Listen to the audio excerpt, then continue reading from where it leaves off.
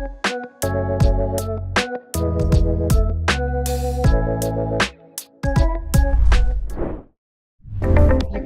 progress.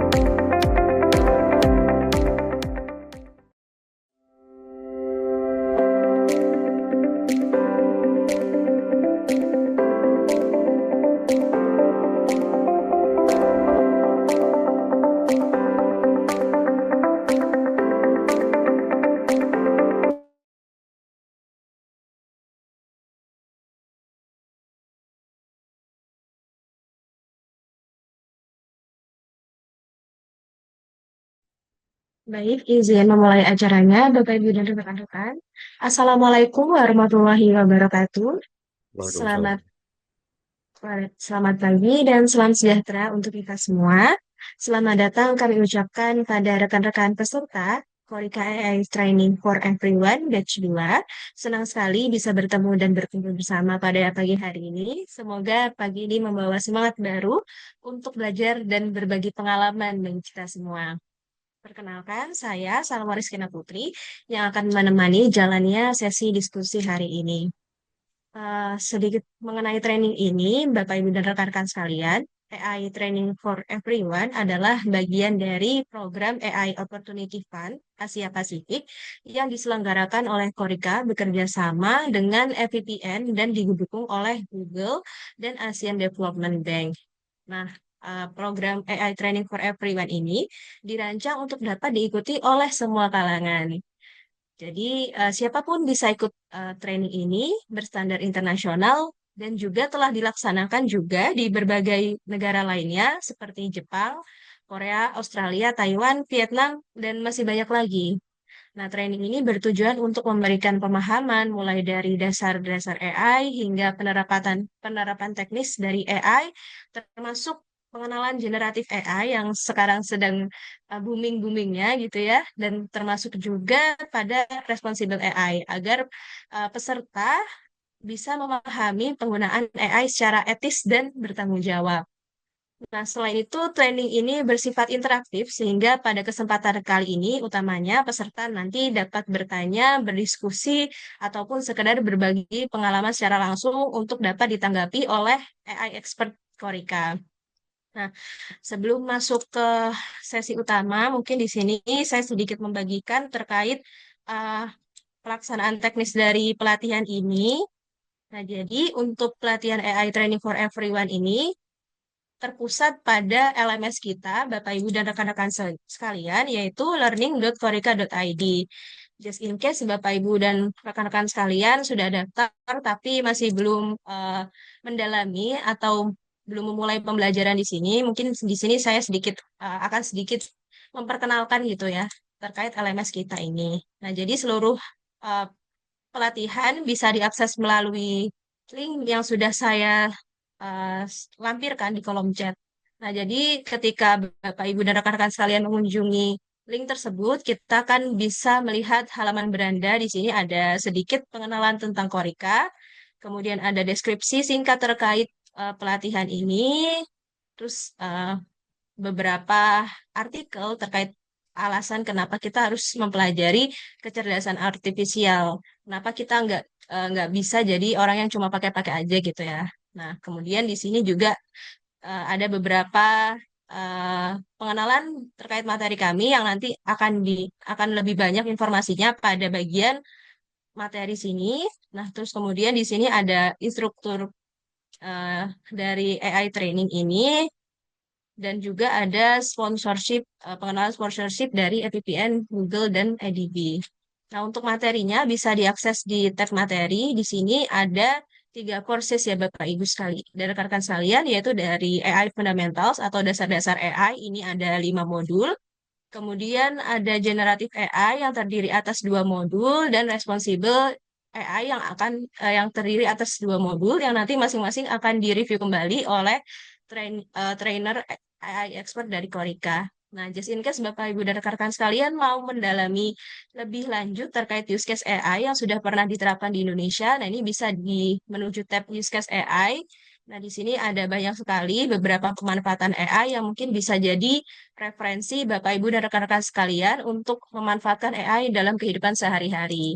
Nah, misalnya di sini ada prediksi harga tiket pesawat. Nah, ini akan ada penjelasan deskripsinya, terus kemudian ada beberapa data dan metode yang bisa digunakan, terus di sini ada contoh dataset, terus ada contoh notebooknya yang bisa digunakan. Dan kita juga bisa coba langsung gitu ya, semacam sandboxing dengan Google Colab. Nah, untuk kurikulumnya sendiri, di sini Bapak, Ibu, dan rekan-rekan bisa mempelajari di tab kurikulum. Di sini ada beberapa materi utama untuk masing-masing course dan juga alur pembelajarannya. Nah, sekarang kita sedang pada alur pembelajaran dan diskusi online. Jadi, pada kesempatan berharga pagi hari ini, kami mempersilakan pada Bapak, Ibu, dan rekan-rekan untuk berinteraksi langsung dengan AI Expert Korika. Nah, kemudian untuk selanjutnya mungkin persyaratan ini udah FAQ dan kontak. Untuk loginnya, Bapak Ibu bisa klik di sini login, terus bisa memasukkan username dan kata sandi yang sudah didaftarkan, kemudian bisa langsung memulai pembelajaran seperti itu. Nah, telah hadir di antara kita nih dua narasumber dari AI Expert Korika. Yang pertama ada Bapak Suryadi Putra Liwati Mena. Halo, pagi. Mungkin ya selamat pagi Pak. Mungkin sedikit memperkenalkan Pak Surya ya Bapak Ibu dan rekan-rekan sekalian. Bapak Suryadi Putra Liwati Mena ini adalah seorang senior lecturer di Binus University yang telah mengabdikan diri di dunia akademik selama lebih dari 35 tahun, sejak tahun 1990 hingga sekarang ya Pak. Ini tadi saya ambil informasinya di Iya, LinkedIn nih. iya. Ya, dalam perjalanan panjang karir akademik dari Pak Surya ini, beliau telah mengajar berbagai mata kuliah yang menjadi fondasi penting dalam bidang teknologi informasi dan informatika, seperti ada logika dan algoritma dengan Pascal, bahasa C, assembly language, hingga arsitektur dan desain komputer, mikroprosesor, sistem embedded, mekatronik, serta service oriented arsitektur. Nah, ini sangat-sangat berharga sekali nih pengalaman Pak Surya yang mungkin bisa di-share ke teman-teman kita pada pagi hari ini dan teman-teman juga bisa mungkin berinteraksi langsung dengan Pak Surya karena ini merupakan kesempatan yang berharga sekali bisa ketemu dengan Pak Surya secara langsung. Kemudian instruktur kita yang kedua ada Mas Abil Sudarman. Selamat pagi Mas Abil. Pagi, Mbak. Pagi semua. Oke, nah Mas Abil Sudarman ini yang lebih akrab disapa Mas Abil gitu ya. Beliau pernah menjabat sebagai Eksekutif Director di Korika, Asosiasi Kecerdasan Artifisial Nasional Terkemuka. Selain itu, beliau juga pernah sebagai Project Manager Lead Expert Team dalam proyek UNESCO AI Readiness Assessment serta Responsible AI Fellow di Stimson Center dengan fokus pada pengembangan kesiapan dan etika AI di berbagai konteks. Nah, Mas Abil ini juga seorang konten kreator ya, Mas. Jadi mungkin Bapak Ibu dan rekan-rekan sudah tidak asing lagi atau mungkin pernah melihat konten dari Mas Abil.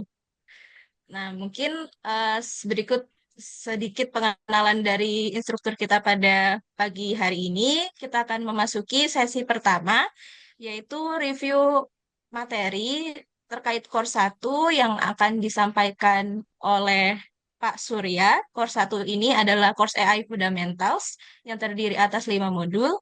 Kepada Pak Surya, kami persilakan.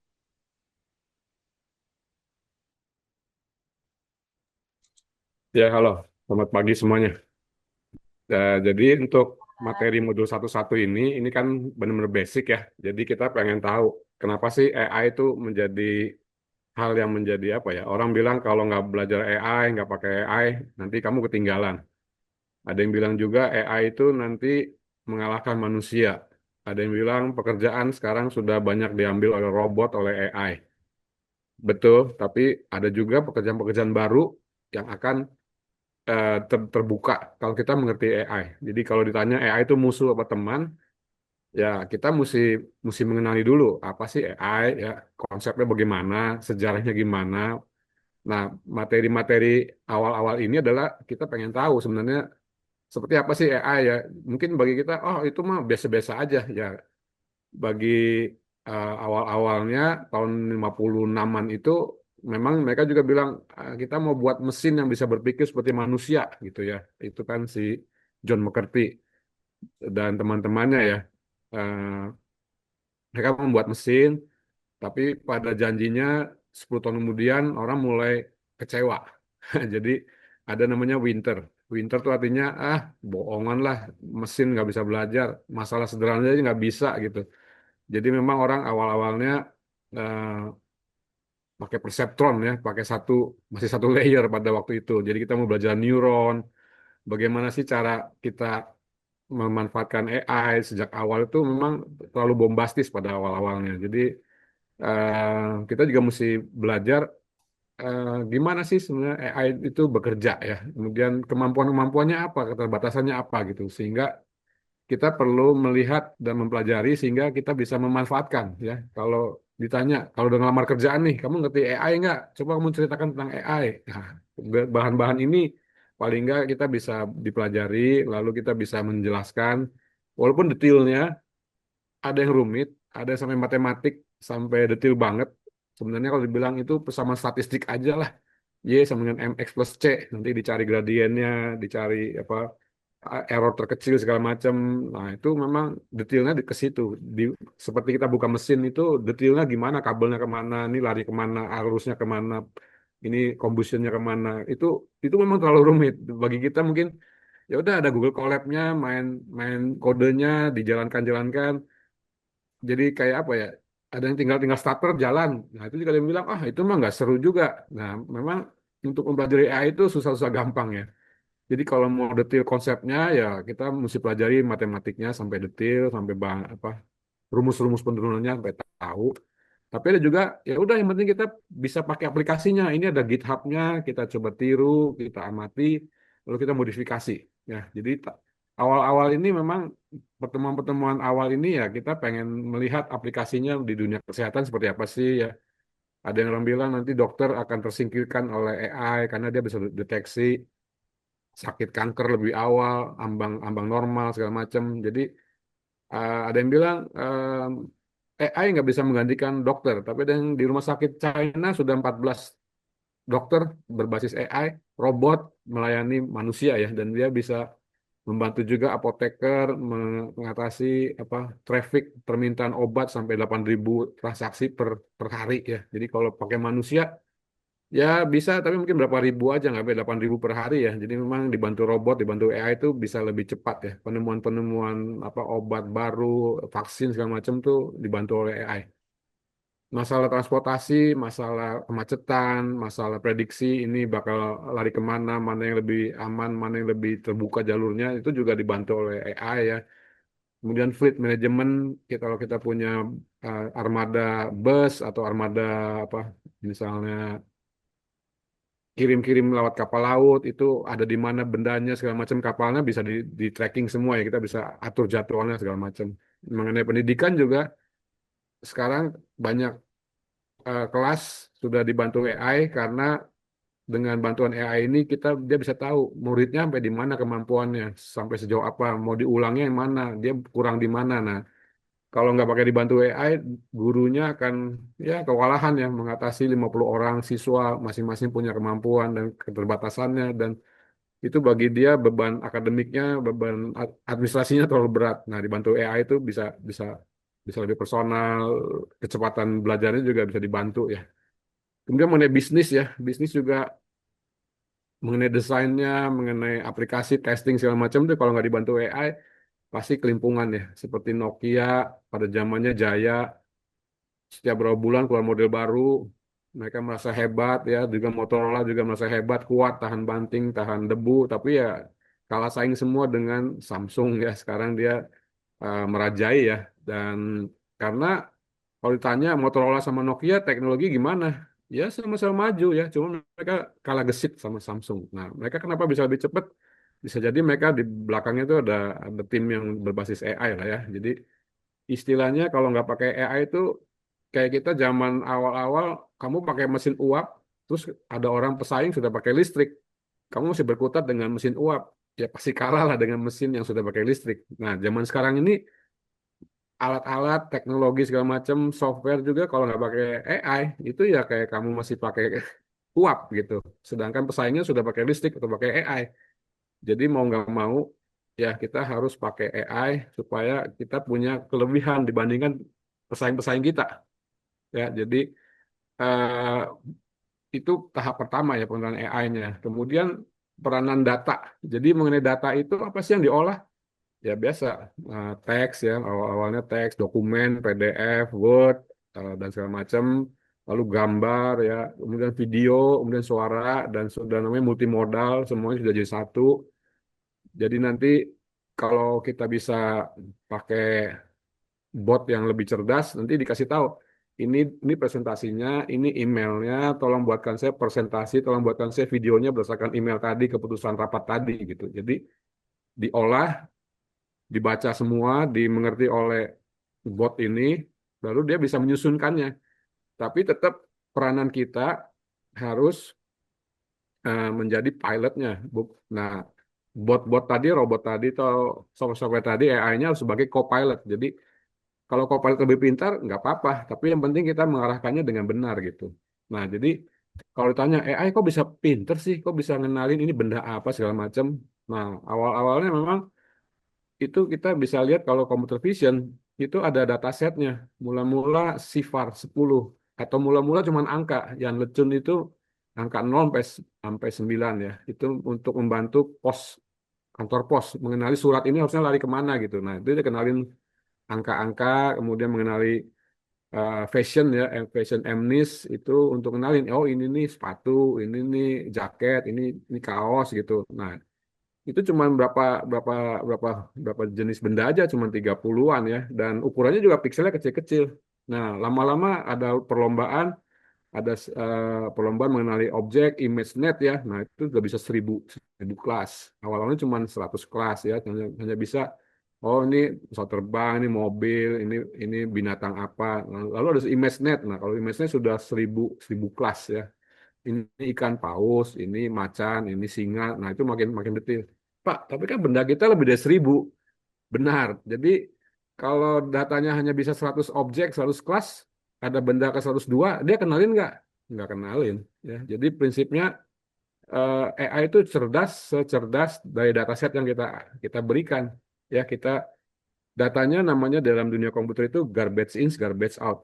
Nggak, sampah masuk, sampah keluar. Tapi kalau emas masuk, emas keluar. Jadi kalau datanya nggak betul, nggak becus, ya ya pasti ya buat apa kita capek-capek mengolah data, tapi datanya nggak betul. Jadi memang awal-awal kita harus bersihin datanya, ya kita harus lihat mana yang bias, mana yang tidak relevan, outlier, dan segala macam. Dan kalau ada yang kosong, kita nanti bisa pakai cara oh dicari aja rata-ratanya, ini mau udah nggak penting udah buang aja, tergantung kita ya. Jadi kita mesti lihat secara statistik datanya seperti apa, nanti kita bisa ambil rata-ratanya atau pakai transposisi atau pakai interpolasi sehingga datanya bisa kita isi lah. Nah, setelah datanya bersih, proses pembersihan data itu 80%. Nah, jadi memang orang pada merasa kok susah banget bikin AI. Nah, ya memang harus bermula dari datanya, dibersihkan, dirapikan, bukan diseragamkan nih. Kalau tidak balance ya dilakukan apa augmentasi supaya bisa kelasnya lebih seragam jumlah anggota-anggotanya ya. Misalnya kalau kebanyakan kelas A dibanding kelas B, nanti prediksi dia akan cenderung ke kelas A yang banyak datanya gitu. Nah, nanti setelah dibersihkan, kita lakukan training ya. Kita lakukan labeling. Oh, kalau lihat gambar ini nih, gambar kucing, gambar anjing, gambar helikopter, gambar beca. Nah, kalau ternyata salah penentuan labelnya, ya dia juga kan komputer hanya lihat itu secara matriks ya, secara matematik. Jadi dia hanya lihat matriks ini, angka-angka huruf gambarnya begini, warnanya begini, ini dibilang kucing. Ya udah kita bilang kucing. Kucingnya di mana dikotakin. Oh kayak gini warna kucing. Oh ini kucingnya begini, kucing lagi ngapain? Ya pokoknya di trainingnya seperti itu. Nanti kalau tiba-tiba ada gambar mirip antara anjing dan kucing, dia juga bisa bisa bilang, oh ini kayaknya 60% kucing, padahal itu anjing. Jadi memang riset sekarang masih berkutat mengenai eh, datasetnya supaya labelnya juga bagus, nggak terlalu kendor, nggak terlalu ketat, nggak salah gitu ya.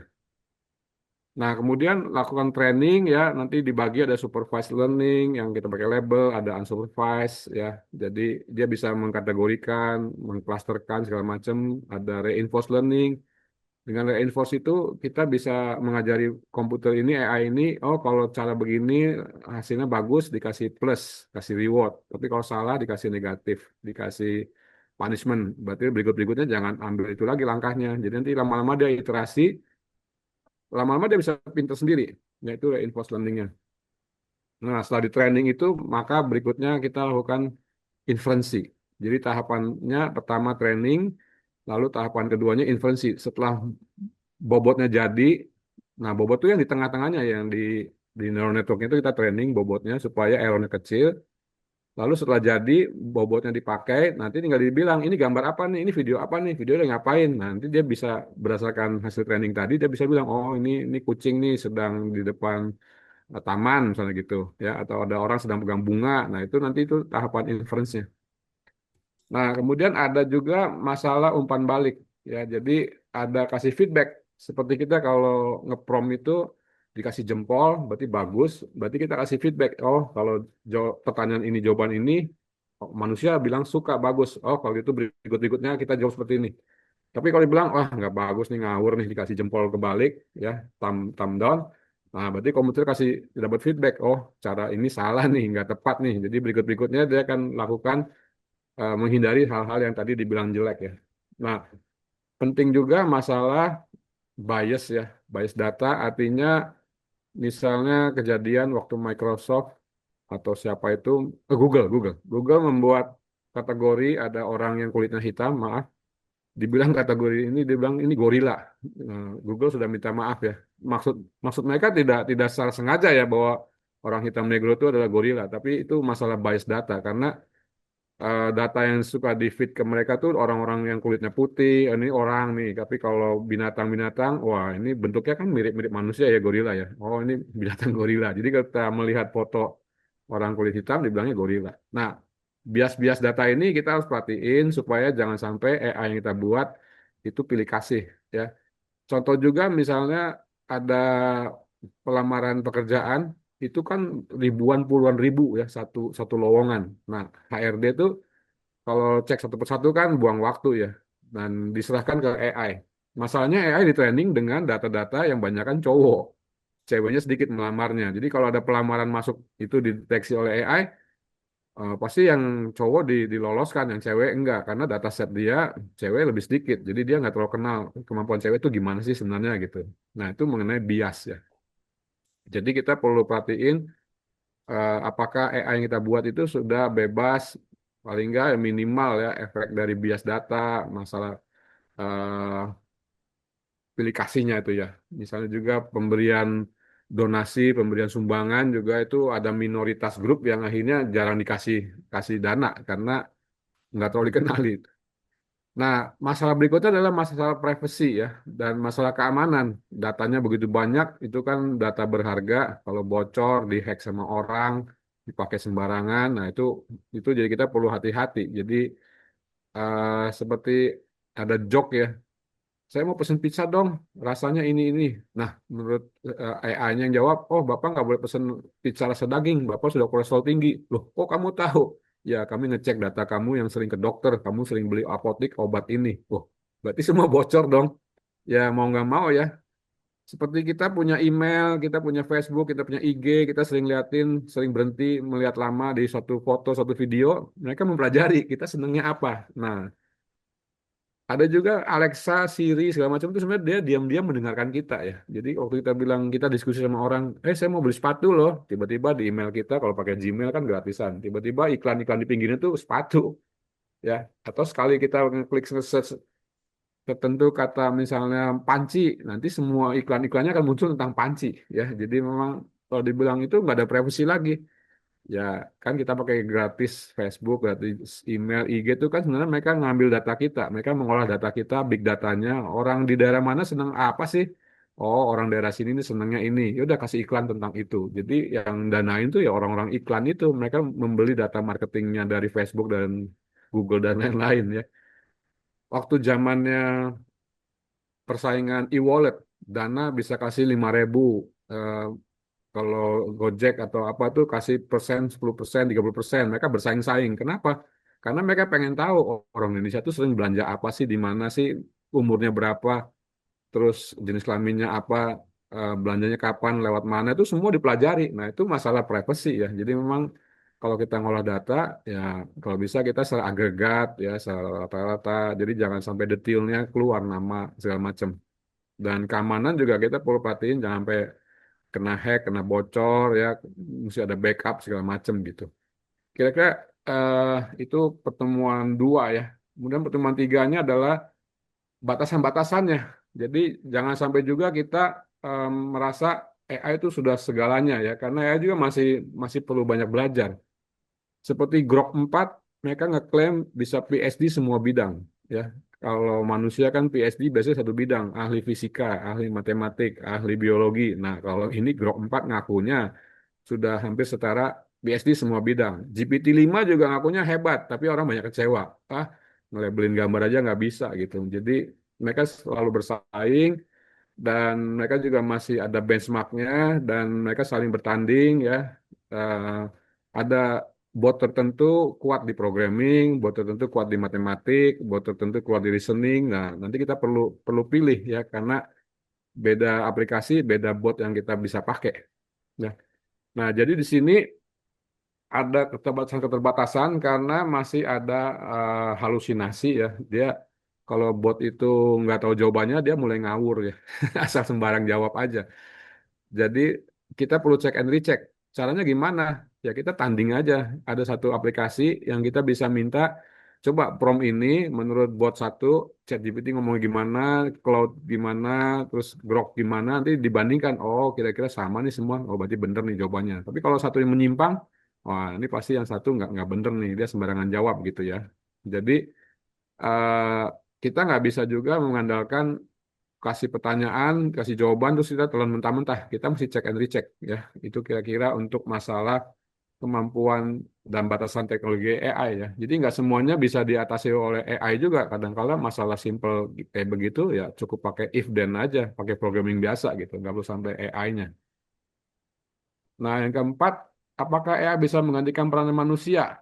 Nah, untuk hal-hal tertentu AI juga sudah punya disclaimer ya, untuk masalah keuangan, finansial, masalah kesehatan, masalah perbankan, keuangan itu, masalah hukum ya, itu eh, tidak tidak boleh mengandalkan AI ya, karena itu masalah menyangkut nyawa manusia ya. Jadi tetap tanggung jawabnya harus di manusianya.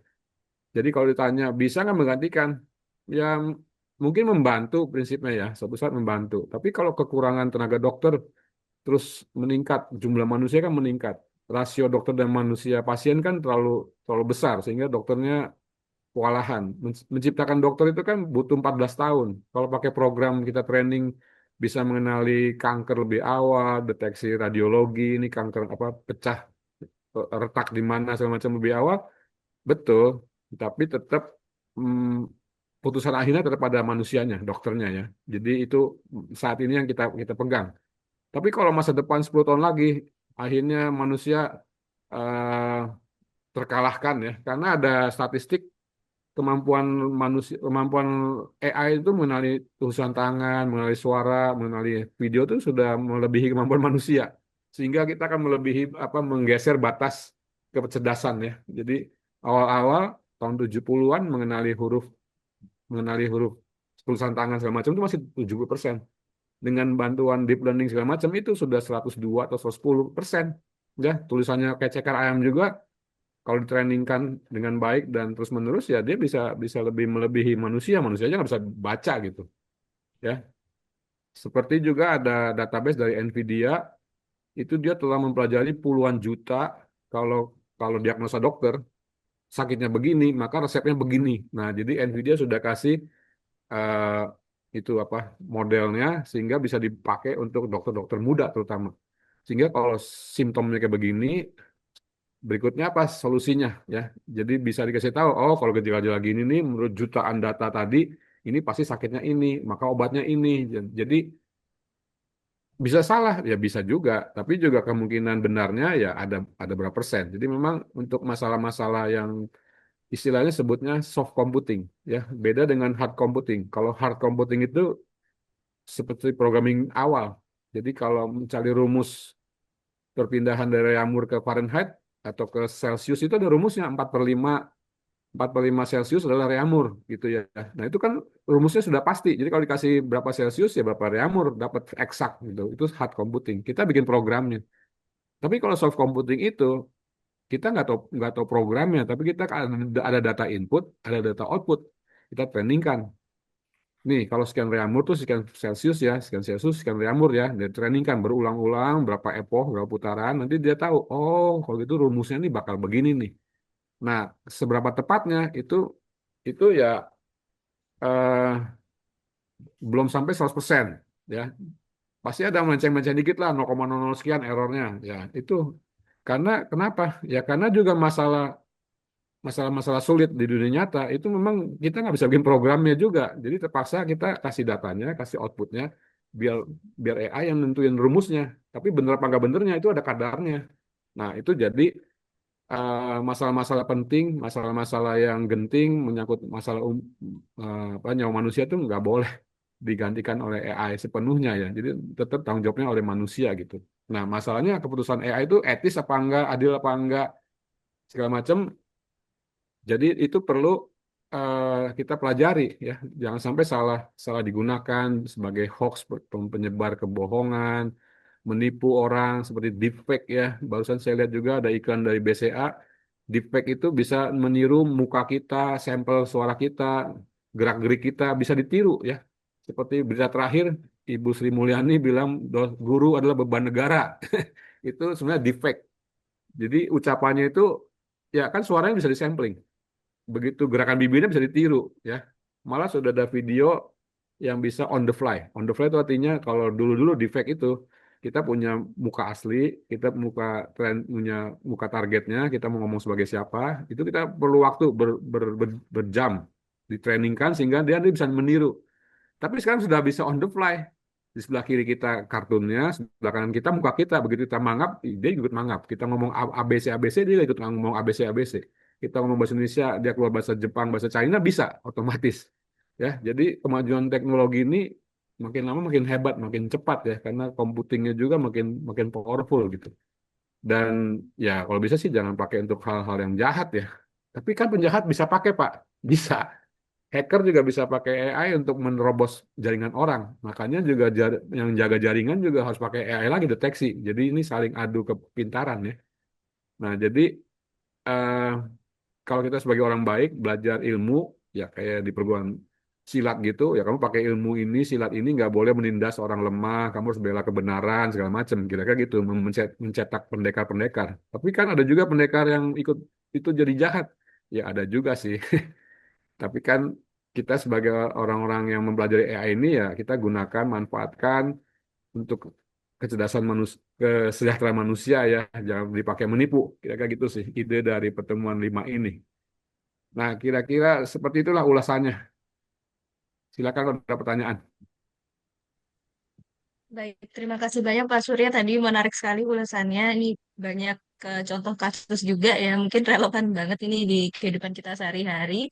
Bagi Bapak Ibu dan rekan-rekan sekalian, kalau nanti ada yang mau di-follow up lagi dari ulasan Pak Surya, ini mungkin bisa disampaikan di sesi diskusi dan juga bisa mungkin kalau mau disampaikan di kolom chat dulu juga boleh. Nah, mungkin sebelum kita lanjut ke diskusi, kita akan lanjut ke eh, review materi kembali, tapi ini untuk course yang lebih dalam, sedikit lebih mendalami course dari dasar-dasar AI, yaitu Generative AI dan Responsible AI yang akan disampaikan oleh Mas Abil. Kepada Mas Abil, waktu dan tempat kami persilakan. Apa perlu dibantu share screen, Mas Abil, atau mau share screen sendiri? Ya, nggak apa-apa. Aku bisa. Oh Thank ya, you, Mbak. oke, siap. Oke. Silakan, Mas.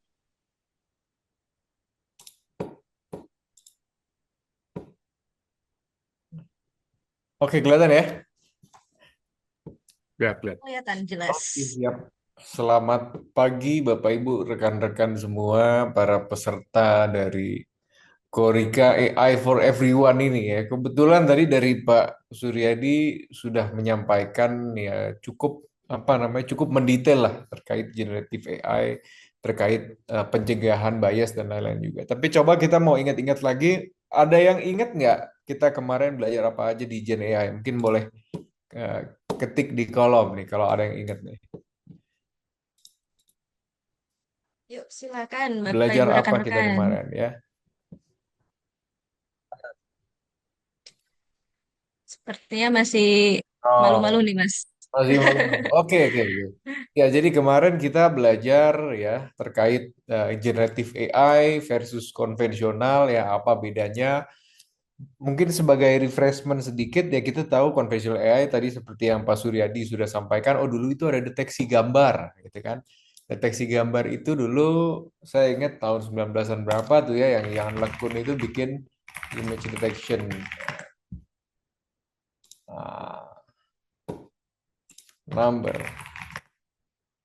Nah ini nih, zaman berapa nih? 1989 ya, dia eh, deteksi angka gitu ya dari laptop. Tapi pada waktu ini komputasi power kita kecil sekali ya, masih ibaratnya nggak ada tuh flash disk 128 giga gitu kan. Paling masih pakai disket tuh zaman dulu ya.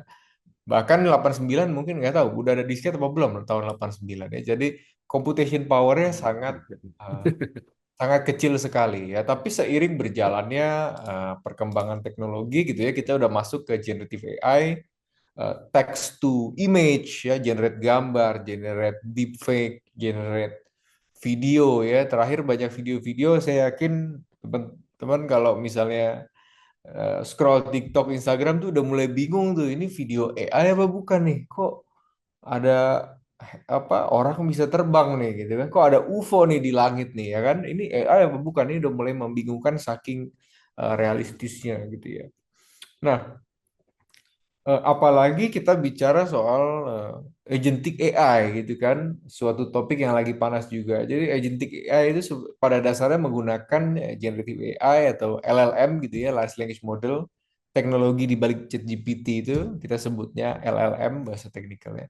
Itu untuk melakukan hal-hal yang biasa dilakukan manusia secara repetitif gitu. Contoh singkat, saya kebetulan bikin platform namanya Ordal. Nah, ini sebenarnya di baliknya adalah AI agent juga. Jadi kita tinggal upload CV, nanti AI-nya akan cari kerja untuk kita, gitu. Jadi kalau tadinya kita masih scrolling kerjaan satu-satu di Jobstreet, di Glints, di apalagi Indeed gitu ya, di LinkedIn kerjaan-kerjaan apa aja nih tiap pagi mesti refresh. Ya, tapi ini sekarang udah dilakukan otomatis hanya dengan upload CV. Jadi AI agent ini banyak membantu manusia untuk mengerjakan tugas-tugas yang bersifat repetitif gitu ya. Nah, apalagi sekarang udah banyak video-video robot di internet. Nah, saya nggak tahu masuk apa enggak nih ke Bapak Ibu sekalian ya. Eh, ada lucu namanya Rizbot. Rizbot ini, nah dia robotnya udah berkeliaran nih di Texas gitu ya. Dia udah banyak, udah beberapa orang udah punya lah kalau di Amerika. Kalau di Indonesia mungkin karena masih terlalu mahal gitu ya. Tapi kalau di luar negeri ini udah berkeliaran di jalanan deh.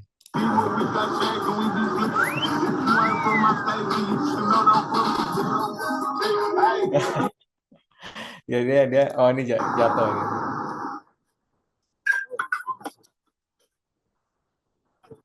Hey guys, my crush uses this. Ya jadi robot-robot ini udah mulai kita udah lihat lah ya pengembangannya. Zaman dulu masih film gitu ya, tapi sekarang udah bisa jalan dengan baik ya, bahkan bisa turun tangga nih. Jatuh nggak dia?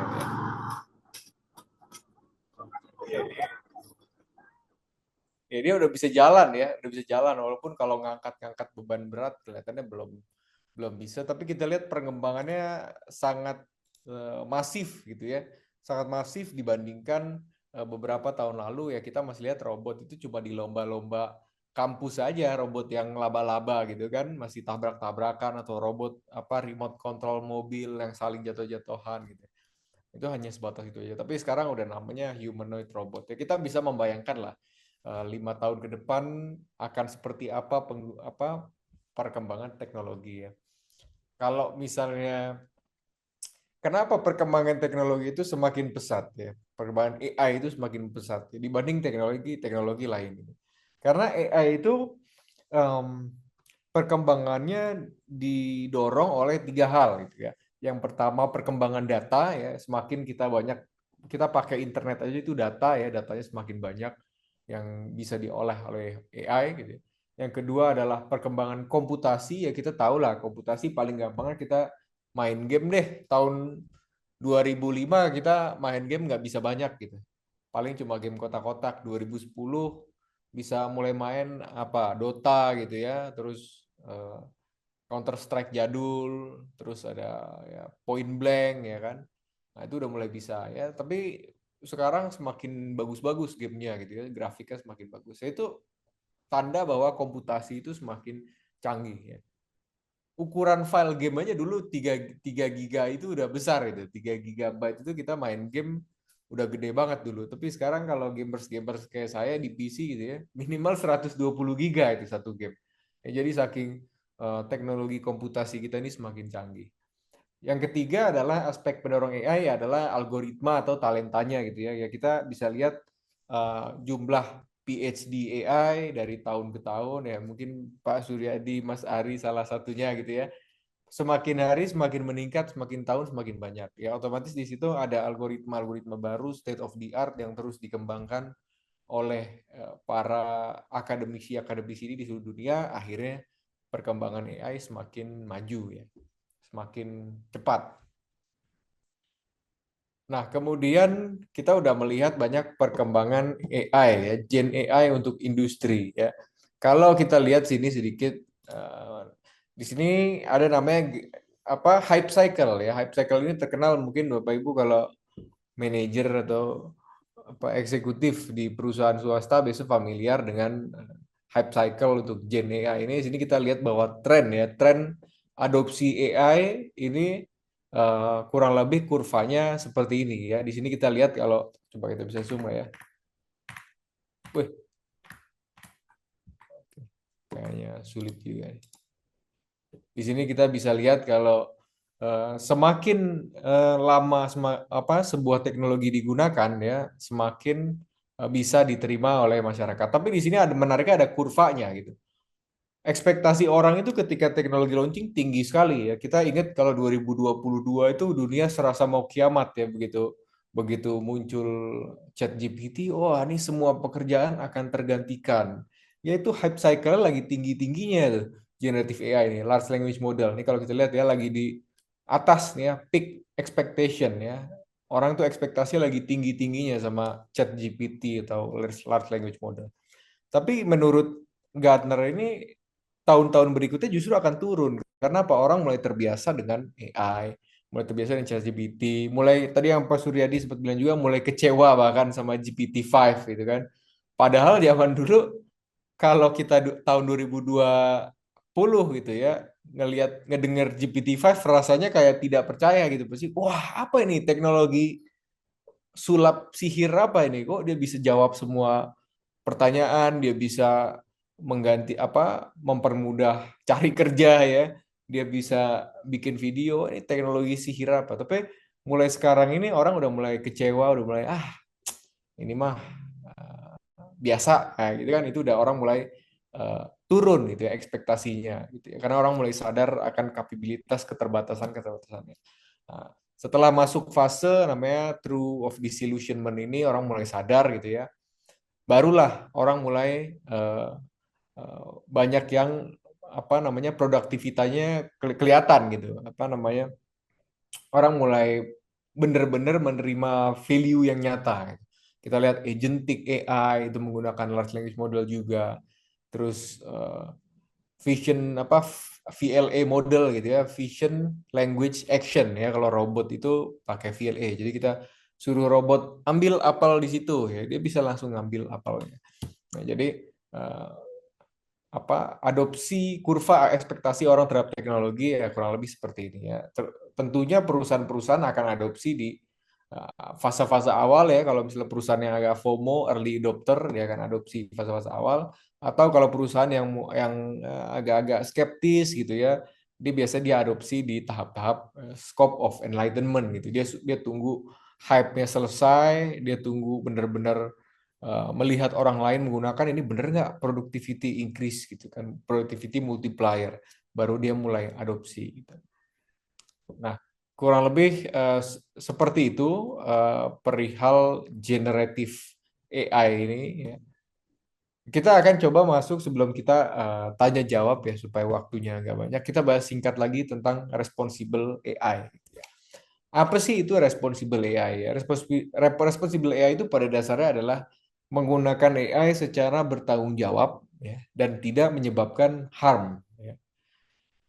Nah, apa aja yang harus kita lakukan ya? Yang pertama dari niatnya dulu ya, paling gampang dari niatnya dulu. Ya kita belajar ada 7 prinsip ya, 7 prinsip AI ya yang harus diikuti ya. Kita bisa cari di internet banyak sumbernya dari OECD ya, dari UNESCO, kemudian dari nanti keluar lagi dari NIST ya, banyak standar-standar dunia tentang prinsip AI, tapi biasanya itu untuk perusahaan besar ya, untuk dijadikan sebuah framework atau acuan. Mungkin Bapak Ibu kalau bekerja di perusahaan besar atau di kementerian gitu ya, di lembaga ya, itu bisa dicek standar-standar itu ya, ada juga di materi, silahkan dicek kembali. Jadi standar-standar itu kalau bisa diincorporate ke dalam pengembangan AI di perusahaan Bapak Ibu sekalian gitu. Nah, tapi pada dasarnya yang penting kita harus awali dengan jangan sampai kita niat membahayakan orang lain gitu. Ya, karena kita lihat banyak AI yang digunakan untuk kejahatan seperti yang Pak Suryadi sempat informasikan tadi. Oh, ada AI untuk ngehack, ada AI untuk begini, ada AI untuk mencari data pribadi seseorang. Ada itu. Saya pun pernah pakai, nyobain sekali. Oh, ternyata benar, kita masukin nomor telepon, keluar semua datanya ya dari apa namanya AI yang untuk open source intelligence. Jadi bagaimana niat kita menggunakan ya itu. Yang kedua ada beberapa seperti bias gitu ya. Bias tadi Pak Suyadi sempat info juga ya, jangan sampai dataset kita tidak kita perhatikan terlebih dahulu ya. Contoh paling gampang adalah waktu itu saya pernah ketemu sama deputy director di apa kalau di OJK, deputy director atau deputy ya saya lupa di OJK gitu. Ya, beliau melihat kalau sering terjadi bias itu sampai sekarang beberapa khususnya bank-bank yang baru implementasi AI itu cukup sering terjadi gitu. Ya, misalnya oh ini ibu single mom gitu ya, single mom punya anak gitu. Menurut historical kreditnya banyak yang tidak perform ya. Karena satu dan lain hal. Tapi itu tidak jangan sampai hal tersebut ya, history itu membuat bahwa single mom berikutnya gitu ya di tahun-tahun yang akan datang kita mau apply pinjaman, mungkin pinjaman usaha atau pinjaman kredit kendaraan atau rumah dipersulit karena secara history ada kemungkinan non performing loan yang lebih tinggi. Nah, ini yang hal-hal yang harus kita perhatikan ya. Jangan sampai karena kita ini suku misalnya orang Medan ya kan. Orang Medan itu misalnya banyak yang non performing loan-nya lebih tinggi daripada orang Sunda misalnya gitu ya, misalnya. Jangan sampai kita sebagai orang di bank gitu ya, kita kerja AI researcher di bank, jangan sampai kita membuat dataset atau algoritma AI yang membuat orang Medan ini bunganya lebih tinggi daripada orang Sunda. Wah, ini kan bahaya gitu ya. Algoritma kita yang harusnya mempermudah tapi menjadi diskriminatif, menjadi rasis, menjadi bias gitu ya terhadap histori yang ada gitu. Nah, jangan lupa juga ya kita sebagai manusia kita harus bersikap adil gitu ya, transparan, harus memperhatikan human values di situ. Apakah algoritma AI kita sudah benar ya, itu harus cek lagi gitu ya. Terus dalam sisi data privacy juga cyber security ya kita harus perhatikan kembali ya, jangan-jangan AI kita ini secara sistem yang lebih luas punya resiko kebocoran data ya. Contoh paling gampang yang saya sendiri kembangkan gitu tadi ya. Uh, di mana kita upload CV, kita parsing data segala macam gitu kan. Itu kan ada data pribadi orang ya. Ada nomor telepon, ada pernah bekerja di mana, ada email, ada wah banyak lah data pribadi di CV dan juga apa data-data lain yang kita kumpulkan. Nah, jangan sampai sistem AI ini bocor gitu. Bocor kepada publik. Itu harus kita perhatikan terutama kita kalau menggunakan cloud teknologi yang kita pelajari di 3,2 ini. Ya kan, prinsip AI dalam komputasi awan atau cloud computing ya. Pasti di sini banyak perusahaan-perusahaan yang atau mungkin kementerian lembaga yang masih menggunakan cloud, entah itu Google Cloud ya, Azure, terus kemudian AWS. Ya, ini kita harus perhatikan lagi bagaimana keamanan datanya, terutama peraturan pemerintah ya, PP tentang data pribadi, pelindungan data pribadi yang di minggu ini atau di minggu depan akan keluar. Atau sudah keluar, saya nggak tahu. Nah, ini harus kita perhatikan lagi ya. Jadi, jangan lupa kita menggunakan AI yang bertanggung jawab dan juga sistem dari AI-nya itu sendiri, sistem pendukungnya, cloud computingnya, servernya itu semua aman dan terhindar dari resiko-resiko gitu, termasuk kebocoran data pribadi. Oke, supaya kita punya waktu buat tanya jawab ya, Mbak Salwa ya. Mungkin kita coba mulai bagi yang punya pertanyaan atau konsultasi, mungkin ada Bapak Ibu ada yang mau konsultasi terkait kasus di universitasnya, di perusahaannya, atau di kementerian lembaganya, mungkin boleh kita buka ya, Mbak Salwa. Ya, Thank you, Mbak boleh Salwa. banget, Mas. Makasih banyak, Mas Abil nih. Kalau dengerin Mas Abil present ini selalu amazed gitu ya. Karena update banget dan Waduh. asik gitu pembawaannya. Oke, Bapak, Ibu, dan rekan-rekan sekalian, tadi kita sudah mendengarkan review materi mulai dari AI Fundamentals dari Pak Surya dan juga Generative AI dan Responsible AI dari Mas Abil. Nah, bagi Bapak, Ibu, dan rekan-rekan sekalian yang ingin menanyakan sesuatu, boleh seputar topik tentang AI yang kita bahas hari ini, atau mungkin di luar topik sesuai dengan kebutuhan Bapak, Ibu, dan rekan-rekan sekalian. Kami persilakan ya Bapak Ibu boleh bisa langsung raise hand atau kirim di kolom chat, kami persilakan. Mungkin di sini kita punya sekitar 15 sampai 20 menit nih untuk berbincang langsung dengan AI expert dari Korika. Ini sangat berharga sekali nih kesempatannya Bapak Ibu rekan-rekan sekalian. Kapan lagi kan bisa ngobrol langsung one on one sama Pak Surya yang pengalamannya udah puluhan tahun dan Mas Abil yang memang udah terjun banyak banget di dunia industri. Dan tadi Mas Abil menarik banget ya, ada aplikasi Ordal AI nih. Siapa tahu Bapak Ibu dan rekan-rekan sekalian ada yang pingin bikin juga, tapi dengan konsep yang berbeda atau dengan kebutuhan lain. Nah, ini bisa nih dikonsultasikan dengan Mas Abil yang emang sudah berpengalaman dan sudah berhasil platformnya. Nah, ini ada pertanyaan dari kolom chat nih, Bapak, Ibu, rekan-rekan sekalian nih, akan saya bacakan ya. Izin bertanya, Kak, ini dari Mas Emir Otman. Kalau dalam penulisan ilmiah seperti jurnal, skripsi, dan lain-lain, apakah boleh menggunakan AI sebagai alat bantu untuk menyusun karya ilmiah? Wah, pas banget ini pertanyaannya. Ada Pak Surya yang juga sebagai dosen yang mungkin bisa memberikan point of view dari sisi akademis ya, Pak. Ya, silakan, Pak Surya. Ya, baik, pertanyaan yang bagus. Jadi beberapa jurnal sudah ada aturan mainnya, boleh apa enggak. Ada yang masih bilang nggak boleh, ada yang bilang boleh, tapi dengan syarat gitu ya. Beberapa kampus juga sudah keluarkan instruksi, aturan main, kebijakan untuk masalah membuat tugas akhir, membuat paper, boleh nggak pakai AI? Ya, sebenarnya kalau ditanya boleh apa nggak boleh, ya nggak bisa dibatasin ya. Karena AI-nya sekarang sudah bisa juga bypass. Jadi bypass itu artinya kalau kita generate, kita pakai software mereka untuk bilang bypasskan. Nanti itu deteksi nggak terdeteksi oleh AI-nya gitu. Jadi mereka saling ngadu juga antara si detektor kayak ChatGPT Zero atau apa sama pembuatnya gitu. Jadi ada juga prinsipnya sih gini, kita sebagai peneliti, jadi ibarat kayak kita mau masak nih, kita mau pakai alat tradisional, pakai ulekan atau mau pakai food processor. Kalau food processor kan tinggal cemplung-cemplung pencet langsung jadi. Kalau pakai ulekan Bisa, cuman lebih lama kan buang waktu. Jadi kalau ditanya peneliti nggak boleh nggak pakai AI? Ya sayang juga sih kalau dia buang waktu berjam-jam hanya untuk membaca berapa puluh paper, tapi nggak tahu hubungannya apa segala macam. Karena dengan bantuan notebook LLM, kita bisa kasih sampai 50 dokumen sampai berapa ratus mega. Kita nanti bilang, coba kamu temukan hubungan antara paper-paper ini, hubungannya apa, celahnya di mana. Dalam hitungan menit ketahuan ini kayak gini kekuatannya, ini kelemahannya, celahnya di sini. Jadi ibarat kita kayak pilotnya kembali ya. Jadi kita coba bilang arahkan gini, biar mereka yang mengolahkannya, terus kita lihat lagi. Dan kita jangan mentah-mentah terima ya, sekali lagi harus check and recheck, olah lagi, golang lagi. Jadi ibarat kayak dia asisten chefnya, kita chefnya gitu. Coba kita mau bikin capcay ini.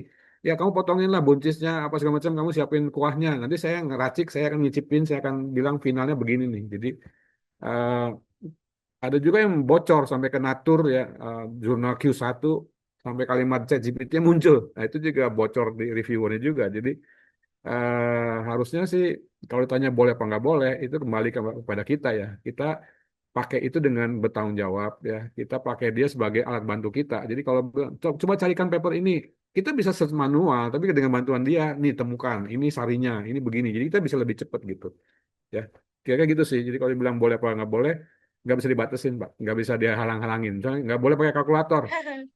Ya susah ya, bisa sih hitung akar tapi nggak pakai kalkulator. Ya kan, spare waktunya terlalu banyak untuk ngitung. Dapat sih akarnya, cuman kan buang waktu kayak gitu. Ya, jadi antara boleh dan tidak boleh ya Pak. Jadi sayang juga ya kalau nggak dipakai. Udah ada alat secanggih AI, tapi kita masih melakukan pekerjaan secara manual. Manual, Tapi mungkin iya, bisa yang jadi berhari-hari, concern adalah, berbulan-bulan. Ya, untuk satu paper iya bisa sayang berbulan-bulan. banget ya Kita Pak bisa dalam waktunya ya Pak. hitungan seminggu bisa lebih lebih produktif gitu. Bisa membaca puluhan Benar. dan bisa ngerti ini sebenarnya apa. Coba carikan relevansi, coba carikan penulis ini nulis apa lagi sih. Itu pakai riset Rabbit bisa kita temukan semua itu. Iya ya, jadi sayang banget kalau nggak dipakai, tapi yang menjadi concern adalah how kita menggunakan AI ini secara bertanggung jawab ya, tadi seperti yang sudah Pak Surya bahas. Hmm. Bapak Ibu rekan sekalian, kalau mau memperdalam materi terkait responsible AI itu semuanya sudah ada di LMS ya, Bapak Ibu sekalian, ada di materi ketiga atau course ketiga yaitu responsible AI. Nah, di situ sudah ada penjelasan yang cukup mendalam terkait bagaimana kita best practice kita sebagai pengguna AI untuk menggunakan AI itu secara lebih bertanggung jawab. Nah, mungkin itu tadi pertanyaan untuk Mas Emir Osman. Dan mungkin kalau memang mau ada follow up lagi, boleh disampaikan lagi ya, Mas. Nah, mungkin kita sambil menunggu follow up lagi, siapa tahu masih ada. Kita lanjut ke pertanyaan kedua nih, sudah ada di kolom chat dari Kak Bernadetta Gela Vitasari. Nah, ini izin saya bacakan, Bapak Ibu dan rekan-rekan sekalian. Terima kasih atas materi yang disampaikan. Saya mau bertanya ke Pak Surya dan Kak Abil. Dari case dan resiko-resiko AI yang membahayakan yang tadi disampaikan, dari disinformasi sampai bias, apa precaution atau safeguard yang bisa dilakukan oleh pihak Quadpel Helix, pemerintah, industri, akademis, dan komunitas? Wah, ini pertanyaannya komprehensif nih. Mungkin kita persilakan terlebih dahulu kepada Mas Abil nih untuk menjawab. Nanti mungkin Pak Surya kalau mau menambahkan dipersilakan. Ini Eh, semuanya nih. Ada pemerintah, Bisa industri, juga ya. akademis, dan komunitas. Ya, silakan Mas. Lucu juga ini. Oke, ini mungkin pendapat pendapat pribadi saya lah ya. Takutnya kalau pendapat Korika nanti jadi harus dipertanggungjawabkan secara organisasi. Jadi Ini yang di record pertama Mas ya. dari sisi regulasi ya. Regulasi itu tentu harus ada eh, apa? Kita bagi lagi menjadi bidang-bidang tertentu ya. Misalnya OJK. OJK tentu punya regulasi untuk penggunaan AI di bidang keuangan. Terus ada apa? Kemenkes gitu ya. Kemenkes punya regulasi penggunaan AI untuk eh, di bidang kesehatan gitu ya. Nah, ini harus apa namanya? Harus kita dorong lagi gitu ya. Bagaimana standarisasinya seperti apa, mekanisme check and balance seperti apa dan sanksinya gitu ya.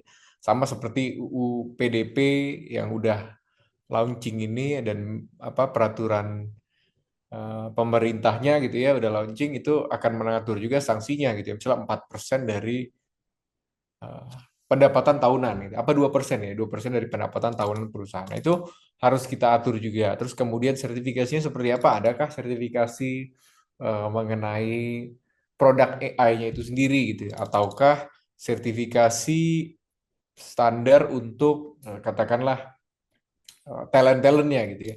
Kalau di luar paling gampang adalah algoritma eh, algoritma game ya, algoritma game atau algoritma online gambling ya paling gampang. Itu ada yang mengatur badannya. Gitu. Internasional ada internasionalnya, badan internasional, ada juga badan kalau di Amerika itu kalau nggak salah setiap state itu ada yang ngatur ya, New Jersey gitu ya, dia ada state yang ngatur bagaimana algoritma kasino-kasino di sana atau platform-platform online gambling di sana itu ada yang mengatur supaya valid nih, oke, algoritma ini benar ya, algoritma ini bisa dipertanggungjawabkan, algoritma ini tidak apa tidak curang gitu ya kan kita kalau misalnya ya saya nggak mau promosi judi online ya tapi kan judi online di luar itu kan legal gitu ya jadi pemain ini harus dilindungi ya bagaimana cara algoritmanya nggak fair gitu ya algoritma fair dan nggak bikin curang gitu ya curang untuk menguntungkan platformnya misalnya. Nah, ini ada badan yang mengawasi ya. Di internasional pun ada badannya. Saya lupa namanya, mungkin nanti bisa dicek. Nah, saya kira AI juga semakin seiring canggihnya gitu ya, walaupun mungkin sekarang belum terlalu kelihatan, tapi ke depannya akan semakin canggih, mungkin butuh regulasi tersebut, standarisasi tersebut untuk mengatur bagaimana gitu ya. Yang kedua dari industri ya. Kalau industri mungkin saya pikir harus responsibility by design ya kalau di data privacy biasanya sebutannya privacy by design gitu. Jadi responsibility by design ini AI ini memang sudah dirancang supaya responsibel, memang udah dipikir dari awal fase perancangan bagaimana AI ini bisa tidak bias, tidak apa me, membocorkan data orang lain. Saya coba share screen paling gampang nih ada satu contoh ya, tapi saya nggak share nih dari perusahaan apa ya. Salah satu AI yang menurut saya ini nggak responsible by design. Semoga nggak kelihatan ya siapa yang bikin ya. Kelihatan nggak ya? Nah, ini sebenarnya platform cari kerja juga, cari kandidat. Platform cari kandidat untuk divisi HR, divisi recruiter. Ini bukan punya saya, ini punya kompetitor, tapi kita bisa lihat di sini kalau misalnya kita cari, JavaScript developer with 3 tahun experience ya. Kita cari kan, muncul semua profil-profilnya. Oh, ada profil ini, profil ini, profil ini, profil ini. Ya. Kemudian, nah ini saya harus share satu screen lain lagi nih sebentar. Ketika kita klik profil ya. Terus ketika kita klik profil ya, di sini kebongkar semua sampai gajinya dia berapa, terus kemudian nomor teleponnya berapa, emailnya berapa ke seluruh pengguna aplikasi ini. Idealnya paling tidak menurut saya gitu ya. Idealnya data ini boleh diberikan kalau misalnya orang sudah setuju, oke, gue tertarik sama perusahaan ini, gue tertarik sama lokal ini, gue mau apply deh, boleh deh kasih data gue ke HR perusahaan ini, nggak apa-apa, kasih aja email, nomor telepon, terus data gaji gue boleh. Nah, tapi yang terjadi di platform ini adalah dia membocorkan ke semua pengguna aplikasi ini email, nomor telepon, gaji bahkan kandidat yang belum tentu setuju mau apply di perusahaan kita gitu. Nah, ini dibocorin semua. Nah, ini menggunakan AI juga ya tadi ya search-nya gitu ya. Nah, ini adalah contoh ini tidak privacy by design dan tidak responsible by design. Harusnya AI ini tidak atau dari UI-nya gitu ya, user interface-nya nggak mengoutput data-data ini gitu ya.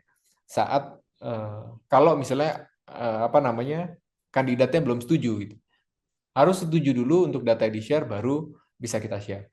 Nah, jangan sampai juga kita kalau buat chatbot misalnya, kita buat chatbot katakanlah customer service atau apa, jangan sampai chatbot customer service ini membocorkan data pribadi seseorang, misalnya data pribadi karyawan atau apa. Itu contoh dari responsible by design ya menurut saya. Itu. Nah, kemudian kalau akademisi bagaimana? Mungkin Pak Suryadi bisa jawab lebih detail, tapi kalau dari saya mungkin titip ini ya, riset lebih banyak terkait AI safety yang kita sendiri ya para industri mungkin belum bisa sepakat gitu ya. Mungkin ini bisa dimulai di akademia riset mengenai etika AI, AI safety ya, mungkin bisa juga penyuluhan gitu ya, penyuluhan misalnya kepada mahasiswa-mahasiswa bagaimana menggunakan AI di bidang masing-masing tapi dengan responsibel ya. Misalnya AI di hukum, oh ini kita cek lagi gitu ya. Jangan sampai kita nanya ChatGPT terus kita kasih advice itu ke orang lain, atau di kesehatan juga jangan sampai nih apa mahasiswi kedokteran kita pakai apa ChatGPT nggak ada sumbernya dipakai buat jawab temennya nanya ini sakit apa gitu kan. Ya hal-hal kayak gitu mungkin harus diajarin ke mahasiswa-mahasiswa IT maupun non IT. Kalau komunitas mungkin dari saya tinggal ini ya. eh, Kan tadi kuat helix sama komunitas ya. Ya, kalau komunitas mungkin penyuluhan sama aktif diskusi ya, karena kan biasanya pemerintah itu kan mengadakan FGD mungkin dengan Korika, mungkin dengan Kadin. Nah, disitulah peran komunitas atau asosiasi itu bisa aktif kasih masukan gitu. Mungkin dari saya itu aja, silakan Pak Suryadi. Ya, terima kasih Mas Abil. Silakan Pak Surya mau Ya, menambahkan. pertanyaannya menarik dan itu perlu diskusi lebih banyak. Saya udah jawab di chat box ya di Zoom. Jadi memang harus ada aturan main. Di dunia sudah ada dari UNESCO juga, secara beberapa negara-negara maju sudah kasih aturan-aturan mainnya, kebijakannya gimana itu secara pemerintahan. Secara industri ya harus mengikuti aturan-aturan ya, apa comply, ikut aturan, dan kita sebagai pengembang akademisi ya harus apa transparansi ya. Kita juga mencoba AI itu explainable ya. Kadang kalau orang bilang black box, kasih input tiba-tiba jadi output. Gimana caranya? Ya, pokoknya kamu terima aja. Nah, sedang ada tahapan-tahapan bahwa tahapan-tahapan langkah-langkahnya begini loh. Kayak kita kalau ngomong sama DeepSeek listening R1 itu dia kasih tahu, oh langkahnya begini, tahapannya begini, saya revisi ya, gini gini gini. Sampai saya pernah lihat matiin waktu DeepSeek ditanya jawab itu sama saya, dia bilang kayaknya gini-gini, tapi begini. Oh ya saya cek lagi. Oh itu salah. Gini-gini-gini. Jadi dia seolah dia ada jalan pikirannya, sehingga kesimpulannya gini gitu. Jadi paling enggak sedang diusahakan AI itu bisa di-explainable ya, sedang arah ke sana risetnya. Jadi itu salah salah risetnya. Salah komunitas ya kayak kita gini, kita mesti lakukan pembelajaran bahwa namanya ethical tuh kayak begini, cara pakainya mesti begini, bertanggung jawab, nggak boleh gitu, nggak boleh gini. Ya, kita mesti training masyarakat ya. Justru kita minta bantuan Bapak Ibu yang udah ikut training ini, menyebarkan informasi bahwa AI itu ini loh cara kerjanya, ini loh keterbatasannya, ini loh cara pakainya yang baik dan benar, dan jangan pakai untuk yang hal-hal jahat, kira-kira gitu sih. Untuk quote helixnya seperti itu singkatnya ya. Kalau mau detail bisa lihat di chat. Demikian masalah. Oke, baik. Terima kasih banyak Pak Surya. Ya, Bapak Ibu sekalian dan rekan-rekan juga, Pak Surya sudah mengirimkan detail dari Quad Helix. Nah, ini mungkin boleh kita simak bersama-sama ya. Mulai dari safeguard untuk pemerintah, ini bisa mengembangkan kerangka hukum khusus AI, terus kemudian untuk industri bisa menerapkan prinsip etika sejak tahap desain transparansi algoritma. Dari sisi akademisi bisa mengembangkan metode evaluasi dampak sosial kurikulum AI ethics, dan dari komunitas bisa meningkatkan pemahaman masyarakat tentang AI watchdog. Nah, ini mungkin bisa kita perdalam sama-sama ya di kolom chat Bapak Ibu rekan-rekan sekalian, dan mungkin kalau ada follow up lagi bisa disampaikan, mumpung bisa berdiskusi langsung dengan Pak Surya nih. Baik, Bapak Ibu dan rekan-rekan sekalian, di sini juga ada pertanyaan ketiga dari Mas Viko Farhandi. Halo Mas Abil dan Pak Surya, perkenalkan saya Miko. Saya seorang praktisi hukum atau legal officer yang lagi tertarik banget sama hukum teknologi, particularly AI dan perlindungan data. Wah, menarik nih. Saya masih di tahap pembelajaran AI awal sekali dan mau bertanya, kalau dari pengalaman Mas Abil atau Pak Surya, kira-kira di sisi penerapan AI bagian mana yang sangat berpotensi terjadi pelanggaran data pribadi seseorang? Apakah di tahap pengumpulan data? Nah, ini menarik banget ya Bapak Ibu dan rekan-rekan sekalian, karena memang aspek hukum dari AI ini mungkin sesuatu hal yang menjadi concern kita bersama nih, mumpung ada Mas Viko yang juga yang dari praktisi hukum, dan ada Pak Surya dan Mas Abil yang dari praktisi AI. Mungkin kita bisa berdiskusi banyak nih. Mungkin dari Mas Abil dulu mau menanggapi, atau mungkin Pak Surya juga boleh mulai. Oh ya, Mas Abil dulu nih, Kak. Silakan, Mas. Oh, yang pertama yang pastinya pengumpulan data untuk training data ya. Itu kan harus berdasarkan concern ya. Makanya kita lihat kalau misalnya di terms and condition-nya uh, apa Twitter gitu ya. Terus kemudian platform-platform LinkedIn itu kalau misalnya dia pakai training data kita untuk pakai profil kita untuk training data, itu biasanya ada perubahan terms and condition atau kayak privacy notice itu ya. Jadi eh, harus harus apa user ini yang data pribadinya atau data in general gitu ya, data data pribadi kan nggak harus kontak nomor telepon, tapi bisa juga apa namanya eh, behavior penggunaan aplikasi, behavior belanja misalnya kalau di Tokopedia atau di e-commerce Shopee itu kan juga data data pribadi juga ya. Tentu mereka harus concern untuk terjadi pemrosesan di situ itu ya. Em, Kemudian bentar saya coba baca lagi pertanyaannya. Pelanggaran data pribadi. Ya paling itu sih, itu aja sih sebenarnya dari pengumpulannya dan juga um, profiling ya. Biasanya yang kita bahas, kebetulan saya konsultan data privacy juga. Biasanya pemprofilan itu harus secara eksplisit di declare kalau sesuai undang-undang PDP itu di dokumen namanya ROPA ya, Record of Processing Activity. Jadi kalau ada pemrofilan ya kita harus declare di ROPA itu. Nanti kalau misalnya ada terjadi kasus atau apa, regulator bisa cek apakah ini ada proses profiling, misalnya datanya dari mana, dan di declare juga di situ sumber datanya itu dari mana gitu. Misalnya dari individunya atau public domain dari internet gitu. Atau juga apa gitu, berdasarkan konsen kah, berdasarkan pemenuhan kontrak kah, atau apa gitu. Jadi saya pikir itu mungkin Pak Suryadi bisa menambahkan. Ya, jadi kalau di Eropa atau luar negeri itu ada namanya GDPR ya. Kalau Indonesia ini Undang-Undang Nomor 27 Tahun 2022 tentang Perlindungan Data Pribadi (PDP) yang Pak Abdul suka bilang ya. Jadi kalau dibilang itu bisa dilihat detailnya seperti apa, aturan mainnya seperti apa. Nah, jadi kalau bisa sih kalau data pribadi itu mesti dikurasi. Kurasi itu artinya harus dipilih mana yang misal pasien nih, pasien namanya siapa, alamat di mana segala macam. Itu nggak perlu tahu. Yang penting pasien X nomor sekian, nomor 123, sakitnya apa, gejalanya apa, tahun umurnya berapa boleh, tapi tanggal lahir, alamat, detailnya segala macam itu nggak usah. Jadi pokoknya pasiennya berapa, pasiennya 1000, berapa rata-rata rata umurnya sekian sampai sekian rentangnya. Jadi cuma gitu aja. Penyakitnya apa? 70% sakit paru-paru, TBC segala macam. Nah, itu boleh diolah gitu. Dan misalnya kasus-kasus hukum, ya udah bilang aja kasus A, yang mainnya pemain A, pemain B, pemain C, perusahaannya X, Y, Z. Pokoknya kasusnya begini, yang diolah kasusnya bukan siapanya gitu. Lebih baik begitu sih.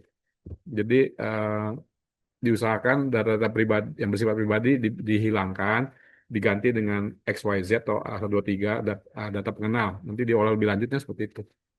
Kalau mau, Bapak bisa gabung sama bagian yang dulu kita punya grup sampai ke urusan ini etik etik ya. Kita ada Pak Marwan, direktur itu juga Hello. Dia ahli main ke etik dan law gitu. Kalau mau diskusi sama-sama. Seperti itu. Iya, iya. Thank you Pak. Ini saya anak buahnya Pak Awal juga nih. Oh iya Pak, ya silakan. Iya. Dan itu ada satu lagi yang saya baru ingat ya. Di situ ada mengatur hak subjek data pribadi ya. Hmm. Itu ada hak untuk menolak terjadinya pemrofilan. Jadi kalau misalnya kita buka platform-platform, biasanya kita bisa menolak untuk terjadinya personalization ads. Gitu. Kalau nggak salah eh, di sosmed kayaknya ada, terus di kayak Google juga kalau nggak salah ada. Jadi iklan yang kita lihat itu tidak lagi personalized untuk kita. Nah, itu kita berhak untuk menolak itu ya, tapi jadinya iklannya yang muncul macam-macam malah jadi ngawur juga kadang kok kita dikasih tawarin beli kapal lah apalah gitu kan jadi nggak nyambung iklannya. Tapi kita apa subjek data itu berhak untuk menolak ya pasal 10 ya.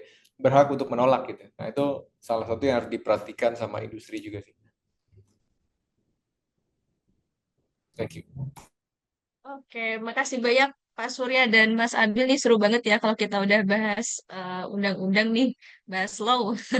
Nah, jadi di sini Bapak Ibu dan rekan-rekan sekalian, Pak Surya udah menyampaikan terkait detail undang-undangnya bisa dicek di UU nomor 27 tahun 2022 tentang perlindungan data pribadi atau UU PDP yang disahkan pada tanggal 17 Oktober 2022.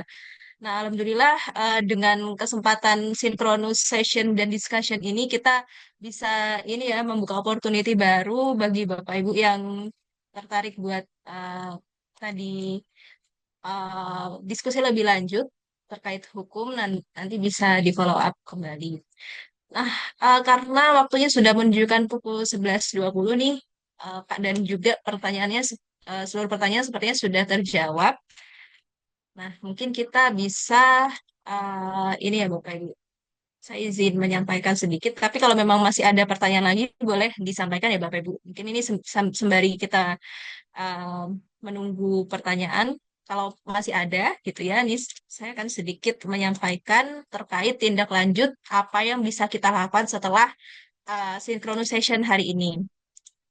Nah, jadi ini Bapak Ibu dan rekan-rekan sekalian untuk memenuhi kelulusan dari AI Training for Everyone ini, peserta akan dinyatakan lulus dan berhak mendapatkan sertifikat berstandar internasional ya Bapak Ibu dan rekan-rekan sekalian. Jadi ini opportunity yang bagus sekali buat menambah portofolio Bapak Ibu dan rekan-rekan sekalian, apalagi ini diselenggarakan secara resmi oleh Korika dan juga dengan kolaborasi bersama FVPN dan dengan dukungan dari Google dan ADB. Nah, ini sangat sangat sangat potensial sekali untuk menjadi portofolio bagus di CV mungkin ya, Bapak Ibu dan rekan-rekan sekalian. Nah, eh, peserta akan dinyatakan lulus dan akan mendapatkan sertifikat apabila memenuhi ketiga syarat berikut. Jadi yang pertama adalah penyelesaian modul di LMS. Nah, jadi kami mempersilakan Bapak Ibu dan rekan-rekan sekalian untuk menyelesaikan seluruh modul yang ada di LMS. Nah, ini ada 3 course aja ya Bapak Ibu, ada AI Fundamentals, Generative AI, dan Responsible AI yang merupakan cakupan dari kurikulum pembelajaran kita. Nah, pastikan Bapak Ibu dan rekan-rekan sekalian sudah menyelesaikan seluruh latihannya, kemudian juga sudah mengerjakan pretest dan post-testnya. Adapun penyelesaian post-test ini di setiap course itu dipatok minimum 70 ya Bapak Ibu. Jadi jika memang nanti eh, sudah menyelesaikan tapi ternyata belum bisa unduh sertifikat tuh bisa jadi karena post-testnya masih di bawah 70 gitu ya. Jadi mungkin bisa diulang lagi. Nah, ini kami buka kesempatan untuk mengulang sampai dapat nilai minimum 70 gitu ya. Nah, kemudian yang kedua adalah keadilan sensi sinkronus. Nah, seluruh kehadiran Bapak Ibu rekan sekalian di sesi Zoom ini sudah kami catat gitu ya. Nah, nanti uh, apa namanya akan terlihat langsung di LMS di akun Bapak Ibu sekalian. Nah, untuk batas waktu penyelesaian modulnya adalah maksimal 1 minggu setelah periode pelatihan ini berakhir. Nah, berarti nanti ini karena ini sekarang tanggal 23, penyelesaiannya adalah di hari Minggu, di minggu selanjutnya, yaitu berarti di bulan, sebentar, mungkin kita sambil lihat kalender dulu ya, Bapak Ibu. Penyelesaiannya nanti, oh Mas, di tanggal 31 Agustus. Deadline penyelesaian untuk seluruh modul di LMS di tanggal 31 Agustus. Mungkin ini kita coba cek di kolom chat. Nah, ini ada pertanyaan satu. Ini mungkin terakhir ya, Bapak Ibu rekan sekalian, karena waktunya juga sudah terbatas. Eh, Pertanyaan follow up dari Mas Emir Otmani. Izin bertanya lagi soal penggunaan AI yang meniru karya seseorang seperti halnya yang lagi rame. Dulu membuat gambar Ghibli. Nah, apakah itu termasuk dalam penyalahgunaan AI? Nah, ini eh, boleh dijawab nih sama Mas Abil atau Pak Surya, silakan. Ya, Ya, Pak Surya. kalau secara etis sih nggak etis ya. Ghibli artis itu dia berjam-jam, puluhan jam, terus pakai bantuan ini ya hitungan menit tiba-tiba jadi. Ya memang tidak menghargai kreatornya sih. Tapi kalau dalam dunia AI itu sebenarnya tinggal main generatif, namanya transfer transfer style. Ya mau pakai Van Gogh, kita punya gambar apa, bilang coba gambarkan versi Van Gogh, dibuatin. Jadi mau nggak mau bisa sih bisa ya, cuman maksudnya jadi tidak etis ya. Maksudnya kalau kamu tidak menghargai banget gitu. Jadi kalau ditanya Boleh pakai nggak boleh ya kembali kepada kita ya. Kita etis nggak etis sih. Masing-masing kan punya gaya style ya. Kalau bisa sih kita belajar ya. Pak berbulan-bulan Pak untuk niru itu ya betul. Tapi kan kebahagiaan ke apa puncak prestasinya tuh beda ya. Masing-masing punya punya style gitu. Ya tapi kalau mau ya saya suka sih gayanya lucu ya ya udah. Itu juga nggak bisa ditolak juga karena ada generatif AI yang memang namanya transfer transfer style. Mau gambar Picasso campur Van Gogh dicampur bisa, malah pelukis aslinya juga, oh bisa gitu ya gitu.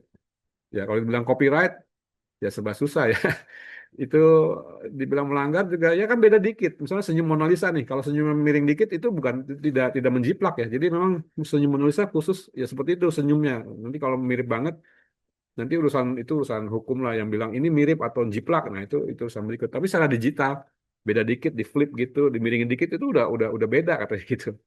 Ya, jadi nanti ributnya nanti di ranah hukum lah itu copyright apa enggak gitu. Tapi kalau dibilang kan generatif AI menghasilkan itu, copyrightnya siapa? Yang nggak ada copyrightnya, saling saling meniru ya. Malah para artis Amerika juga udah pada protes. Ini kami nganggur nih, nggak mau nulis lagi skrip film, semua udah di generate. Ya kata membuat filmnya ya kami bisa hemat berapa ribu dolar ya. Ya begitulah nasib kita dalam perkembangan AI ya. Bikin film nggak usah susah lagi bikin segala macam, udah pakai green screen segala macam di generate pakai Vio atau apa itu kan udah hitungan menit detik tinggal bayarnya $300 dibandingin kita mesti punya set lengkap, punya sutradara, punya lampu, punya segala macam. Udah nggak perlu lagi sekarang. Jadi memang dunia sedang sedang bergolak terobosan-terobosan baru segala macam ya. Kira-kira begitu sih. Ya, setuju dengan Pak Suryadi. Mungkin kalau saya nganggapnya bukan binary ethical apa enggak, cuma mungkin lebih kepada spektrum ya. Spektrum dalam artian kalau penggunaan untuk profil WhatsApp ya mungkin masih acceptable, tapi kalau penggunaan untuk komersil dijual kembali, ya ini yang jadi Jadi tanda tanya besar. Jadi kan, wah jadi itu. ternyata udah nyontek pakai AI, stylenya style Ghibli lagi, dijual pula kan, dijadiin animasi atau apa. Nah ini yang mungkin harus kita perhatikan juga ya. Dari saya itu aja sih Pak. Baik, terima kasih banyak atas jawabannya Pak Surya dan Mas Abil. Itu tadi adalah pertanyaan terakhir di sesi kita pada pagi menuju siang hari ini. Alhamdulillah semuanya sudah terjawab ya Bapak Ibu rekan-rekan sekalian. Nah, semoga sesi ini tidak berhenti sampai di sini. Nanti Bapak Ibu rekan-rekan sekalian kalau mau connect LinkedIn boleh ya, saling connect LinkedIn sesama peserta atau mau connect LinkedIn dengan para instruktur. Kami persilahkan kalau mau berdiskusi lebih lanjut di forum lain. Nah, ini kami mengucapkan terima kasih banyak nih atas sharing dan banyak insight baru dari Pak Surya dan Mas Abil. Ini seru sekali sesi hari ini dan terima kasih juga kepada Bapak Ibu rekan-rekan peserta Korika AI Training for Everyone. Ini tadi juga banyak pertanyaan yang membuat kita saling berdiskusi dan memperdalam tentang AI ini. Untuk sesi ini, mungkin sebelum saya tutup, ini saya izin dokumentasi dulu ya Bapak Ibu rekan-rekan sekalian. Mungkin yang bisa on cam, boleh on cam. Kita akan melakukan dokumentasi. Nah ini ada Mas Miko, ya ada Pak Firdi Ferdian, ada Mbak Bernadetta, Mbak Rainda, Mas Emir, Pak Adi. Oke, baik. Bapak Ibu rekan-rekan sekalian, ya, ada Mbak Tiffany juga. Ini akan saya mulai sesi dokumentasinya. Satu, dua, tiga. Baik, terima kasih banyak atas kehadiran dan partisipasinya pada sesi yang sangat insightful ini. Semoga dapat bermanfaat bagi kita semua dan semoga apa yang kita bahas di pagi menuju siang hari ini bisa ada tindak lanjutnya eh, bagi kehidupan sehari-hari maupun untuk keperluan profesional. Terima kasih banyak. Izin menutup acara kita pada siang hari ini. Wassalamualaikum warahmatullahi wabarakatuh. Terima kasih banyak Pak Surya, terima kasih banyak Mas Habil, Yuk, terima kasih banyak sama-sama. Bapak Ibu rekan-rekan. Sampai jumpa. Terima kasih. Sampai Thank jumpa. you. Ya, bye-bye. Wassalamualaikum. Waalaikumsalam warahmatullahi wabarakatuh. Izin deh.